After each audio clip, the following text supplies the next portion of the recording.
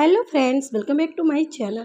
Friends, આજના આપણા આ વિડીયોમાં સંચામાં કઈ કઈ જગ્યાએ ઓઇલ નાખવું જોઈએ કે તેલ નાખવું જોઈએ તે જોવાના છે. સૌથી પહેલાં તો મેં જે સંચો છે તેનો ઊંધો કરી નાખ્યો છે અને હું મારા વિદ્યાર્થીને શીખવાડું છું કે શા માટે આપણે ઓઇલ કરવું જોઈએ. તો આ જે છે ને, આ બધા જે પાર્ટ્સમાં છે ને મેં ઓઇલિંગ નથી કર્યું એટલે તમને એ કોરા દેખાશે. જોશો તમને ઘણીવાર જોશો કે જ્યારે પણ તમે સંચો ચલાવતા હશો ને ત્યારે સંચામાં ખૂબ જ અવાજ આવતો હોય છે.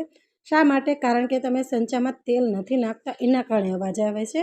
સંચાના જે પાર્ટ છે એ બહુ ઘસાય છે, એના કારણે અવાજ આવે છે. અને ઘણીવાર સિલાઈ પણ એના કારણે સારી નથી આવતી, સિલાઈ પણ ખેંચી આવતી હોય છે, એને કે ખેંચાતી હોય છે એના કારણે. તો આ છે આપણો સંચો. હવે જે મારા વિદ્યાર્થી છે એના હાથે હું તમને દેખાડું છું કે કઈ કઈ જગ્યાએ તમારે ઓઇલ પૂરવાનું છે.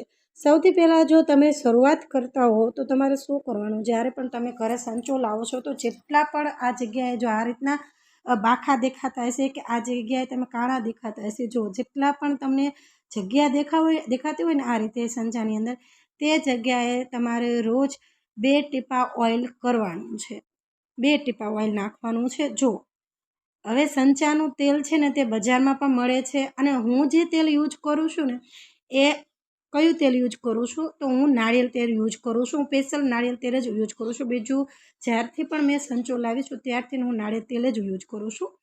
તો આ રીતના દરેક જગ્યાએ તમને જેટલા પણ મેં જગ્યાએ હું ઓઇલિંગ કરું છું એટલી જગ્યાએ તમારે ઓઇલિંગ કરવું ફરજિયાત છે. કારણ કે જેટલી જગ્યાએ આ જે બાખા છે એટલી જગ્યાએ સાંધા હોય છે. જો આ રીતના.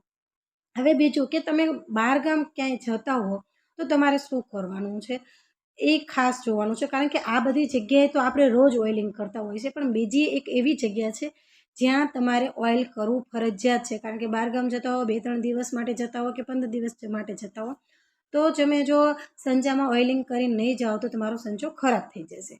તો આપણે આ જગ્યા જોઈ લીધી. હવે તમારે મેઇન પાર્ટ્સનું ક્યાં જોવાનું છે, જો અહીંયા પણ તમારે ઓઇલિંગ કરવાનું છે જેનાથી તે ઘસાય નહીં. હવે હું તમને સમજાવી દઉં. જો આ જે જગ્યા છે ને, જો આ જગ્યાએ અહીંયા તમે આ રીતે ઓઇલિંગ તો કરી જ નાખો છો, પરંતુ તમે બહારગામ જાઓ છો તો તમારે ત્યારે શું કરવાનું છે, અહીંયાના જે આ રીતના બોલ છે તેને ખોલી નાખવાના છે. જો હું જે રીતે ખોલું છું એ રીતે ખોલવાના છે. ખાલી 2 જ બોલ ફિટ કરેલા હોય છે આ રીતના. તો તમારે આ રીતથી રહીને તમારે ડિસ્મિસને મદદથી તમારે બોઇલ ખોલી નાખવાના છે. જો આ ફિટ કરેલા હોય છે તેને ખોલી નાખવાના છે અને તમને આ પાર્ટ્સ દેખાશે. જો આ દરેક જગ્યાએ સાંધા દેખાય છે. આપણે ઉપર જે તેલ નાખતા હોય ને એ તેલ ડાયરેક્ટ નીચે આવે છે. જો આ જેટલા તમે દેખાય છે ને જે જગ્યાએ જે કાણામાં તમે તેલ નાખો છો એ કાણામાંથી નીચે આવે છે અને પૂરેપૂરું ઓઇલની પ્રોસેસિંગ દેખાય છે. હમણાં હું જ્યારે તમને તેલ નાખીને દેખાડીશ ત્યારે પણ તમને ખબર પડશે. જો મારા વિદ્યાર્થીને પણ હું વારંવાર શીખવાડતી જાઉં છું કે તમે જ્યારે અહીંયા તેલ નાખો છો તો તે અહીંયા પડે છે, અહીંયા પડે છે. તો અઠવાડિયામાં એકવાર તમારે ફરજિયાત આ જગ્યાએ તમારે તેલ નાખવું જરૂરી છે. તમારે ગમે એટલું મશીન સીવવાનું આવતું હોય તો અઠવાડિયામાં એકવાર જ્યારે સીવી લો તો તમારે રાત્રે આ એકવાર પ્રોસેસ જરૂર કરી નાખવાની છે. જો આ રીતના અહીંયા ફરજિયાત તમારે ઓઇલ કરવાનું છે. હવે આ સંચો છે ને એ સાદો સંચો કહેવાય છે. ઘણા સંચા એવા હોય છે કે નીચે આખું ઓઇલનું કન્ટેનર જ હોય છે, તો એમાં પણ નીચેના પાર્ટ્સ હોય છે. આ બધા પાર્ટ્સ ક્યાં છે? ઉપરના પાર્ટ્સ છે. તો તમારે આ રીતે ઉપર ઓઇલિંગ કરી નાખવાનું ફરજિયાત.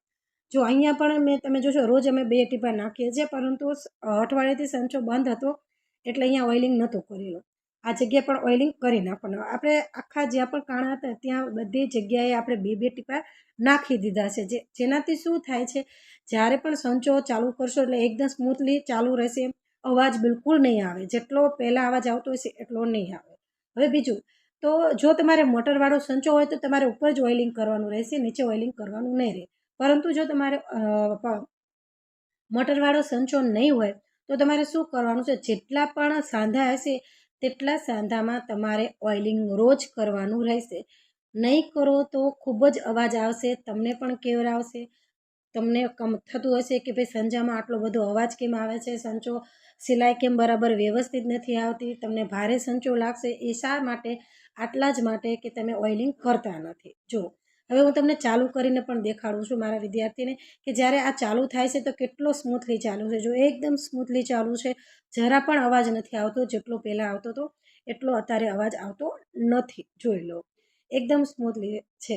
તો ઓઇલિંગ કરવું ખૂબ જ ફરજિયાત છે. તો ફ્રેન્ડ્સ, આ વિડીયોમાં તમને કંઈક પણ જાણવા મળ્યું હોય તો વિડીયોને લાઇક શેર જરૂર કરી નાખજો. અને હા, મેમ્બરશિપમાં જોઈન થવા માંગતા હોય તો જોઈન જરૂર થઈ જજો. એમાં પણ હું નવા વિડીયો જરૂર તમારી માટે બનાવતી રહીશ. તો આ માહિતી તમને કેવી લાગી કમેન્ટમાં મને જરૂર કહેજો. અત્યારની માટે બાય બાય.